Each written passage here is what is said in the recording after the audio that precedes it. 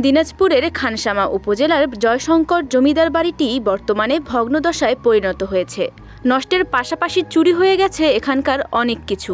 বর্তমানে পূর্ব পশ্চিমে লম্বা একতলা বাড়িটিতে ৩টি বারান্দা, একটি বসার ঘর, একটি থাকার ঘর, সম্পদ রাখার একটি ঘর এবং একটি মন্দির কক্ষ রয়েছে। বাড়িটির ৩টি বারান্দায় ৩০টি পিলার এবং পূর্ব থেকে প্রথম ঘরটিতে ৯টি দরজা এবং সভার কাজ পরিচালনায় ব্যবহৃত ঘরে 10টি দরজা রয়েছে। স্থানীয়রা জানায়, সংস্কার করলে জমিদার বাড়িটি আবারও নতুন রূপে ঐতিহ্য ফিরে পেতে পারে, গড়ে উঠতে পারে পর্যটকদের জন্য নতুন অবকাশ কেন্দ্র। জমিদার হয়তো 47 সালে চলে গেছে।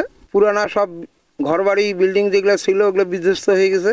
আর একটা ঐতিহ্য পুরানা বিল্ডিং আছে বর্তমান। মনে করেন এইদিকে ছোট ছোট ঘরগুলা ছিল, গোলা ঘরগুলা, আর এই পাশে দক্ষিণ পাশে একটা ঘর ছিল, সেটা লম্বা, তার নাম ছিল ধর্মগোলা।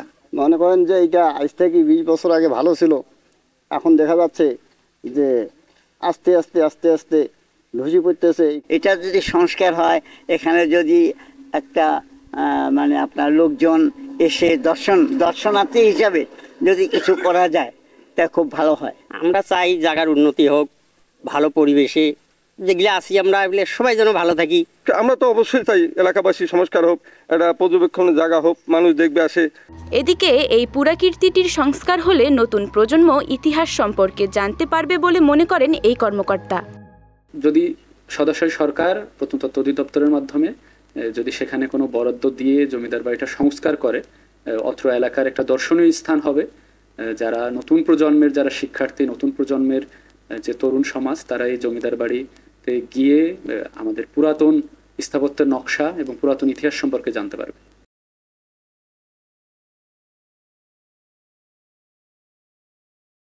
শিগগিরই ঐতিহাসিক এ নিদর্শনটি রক্ষায় পদক্ষেপ নেবে সরকার, এমনটাই প্রত্যাশা স্থানীয়দের। বিজয় টিভি নিউজ ডেস্ক।